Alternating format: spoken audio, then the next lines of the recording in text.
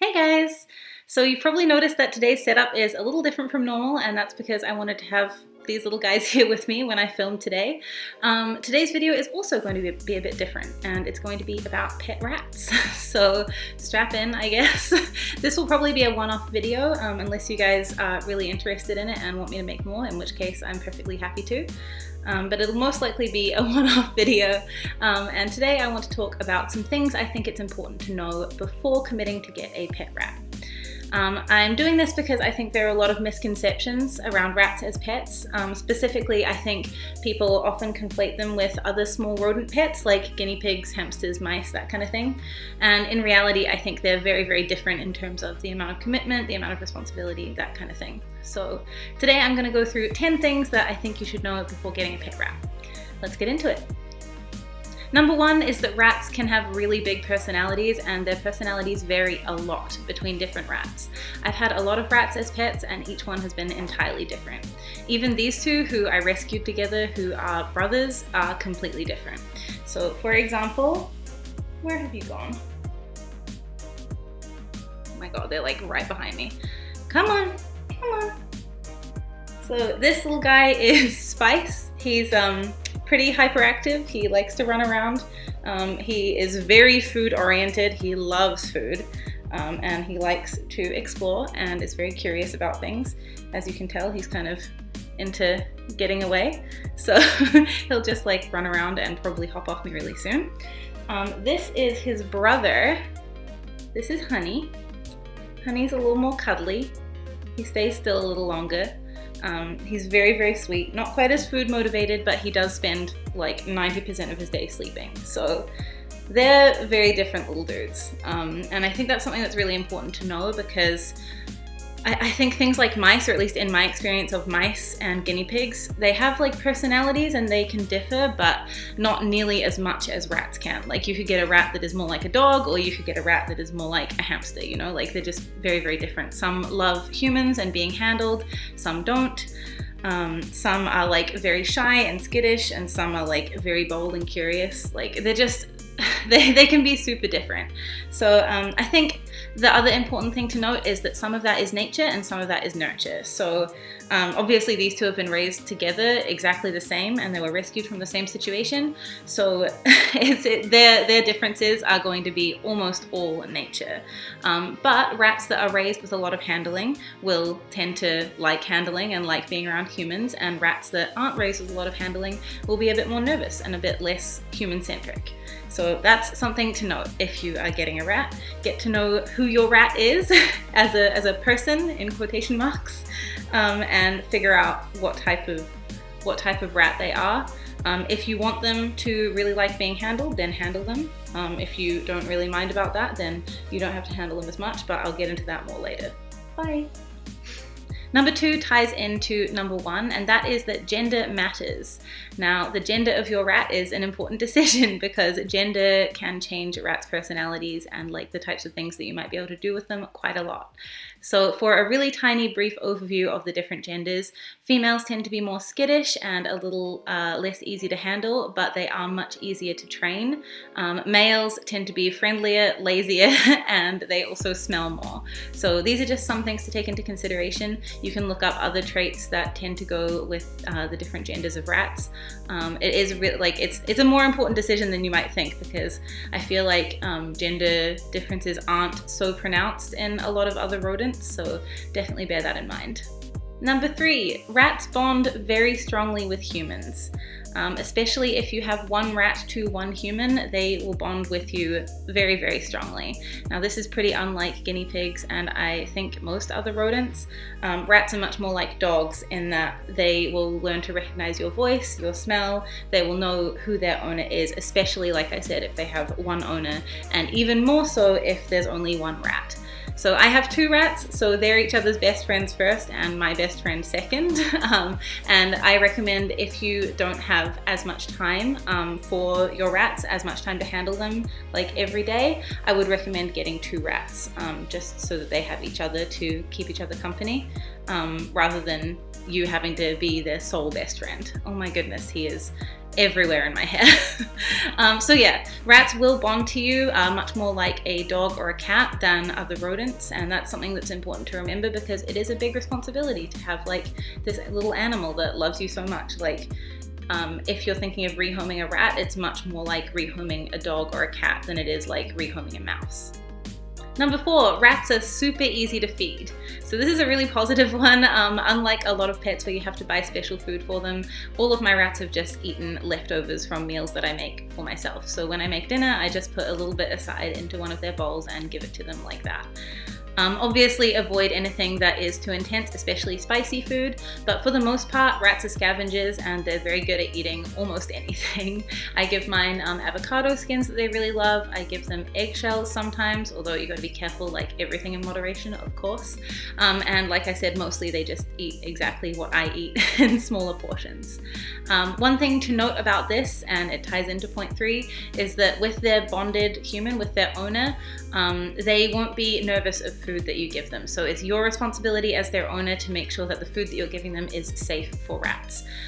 When you first get rats, they will test food and then wait a little while to see if it makes them sick and then finish eating it if it doesn't.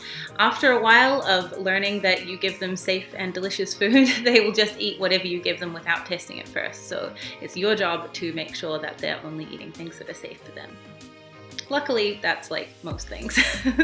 Number 5, rats need quite a bit more intellectual stimulation than most rodents. They're very intelligent, and so training them or giving them little puzzles to figure out, moving around their home environment, their cage environment, and giving them new places to play are all things that are really important for them.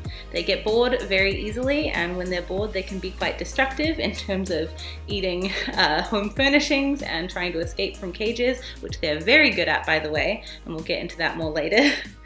So yeah, just bear in mind that they are quite a bit more intelligent than your average small rodent, and so they do need a little bit more attention and a little bit more interest in their lives. Number 6, getting a good cage is really important. Now, good is going to mean different things for different owners. There are quite a few things to take into consideration. One of the first things is how much time are your rats going to be spending in this cage? If you are the type of owner who is able to take their rats out for quite long periods of time each day, then a smaller cage is okay because it's mainly going to be their like sleeping and eating area. If your rats are going to be in their cage for most of the time, then you're really going to need a much bigger and more interesting cage.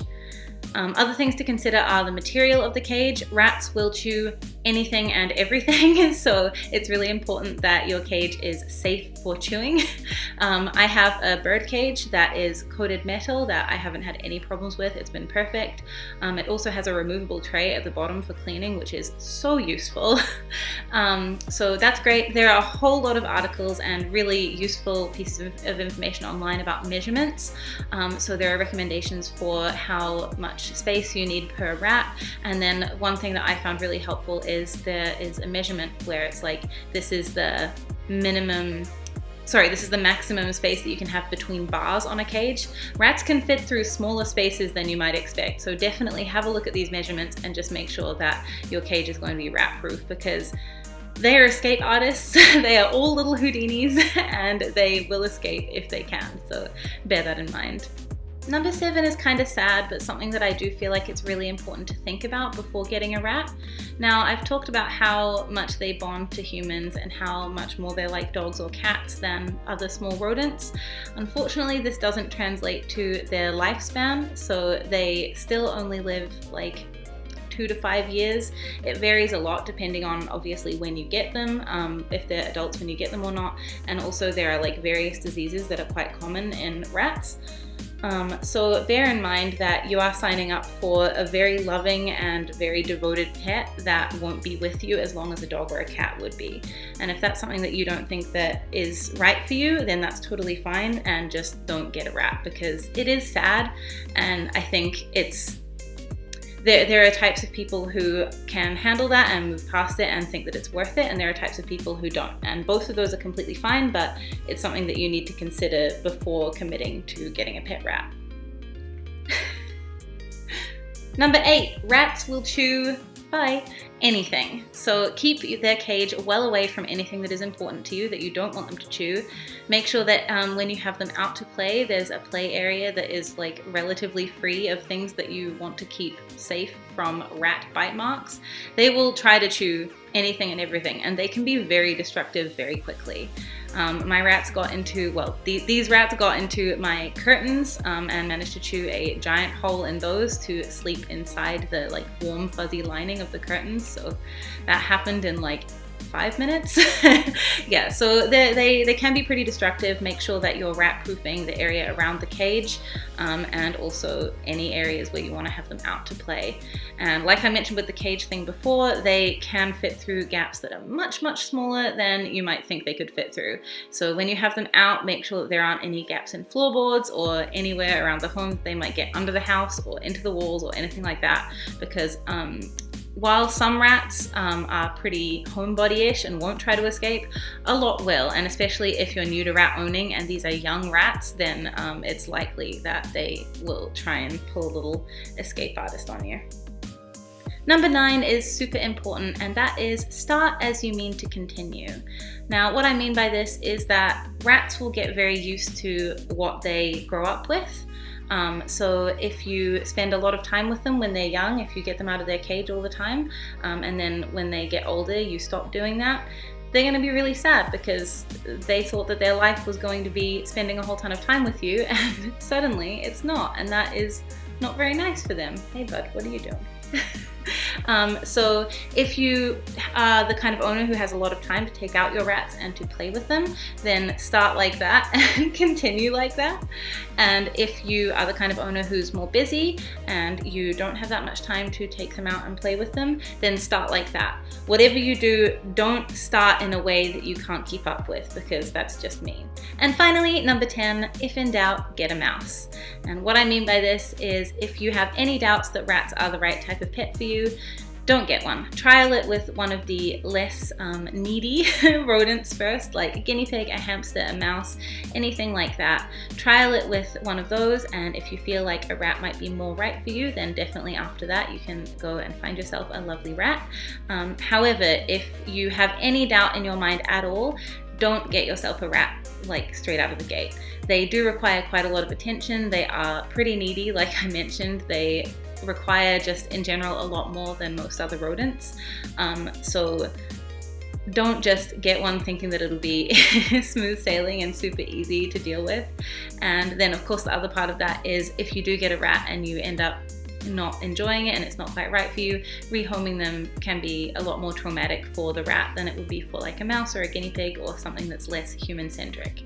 So yeah, if you're in doubt at all, trial another rodent for yourself or for your kid or for whoever's considering getting a rat. Just give it a go with another rodent and see what you think, and then in the future you can revisit getting rats maybe. Okay, so that is it for this video. I really hope that it's been helpful to you if you're considering getting rats. I so recommend them if you think that rats are the right type of pet for you. I couldn't recommend them higher. Like, I just love rats so much. I think they make the best pets. They're so sweet. Like, you just can't beat the level of devotion and cuteness that is a rat. I mean, look at this guy. Look at him. He's so cute. So yeah, I really hope this has been useful to you if you're considering getting rats. As always, leave any more questions or comments that you have down below and I will do my best to get back to you. I hope that you're having a great day and I will catch you in the next one. Peace.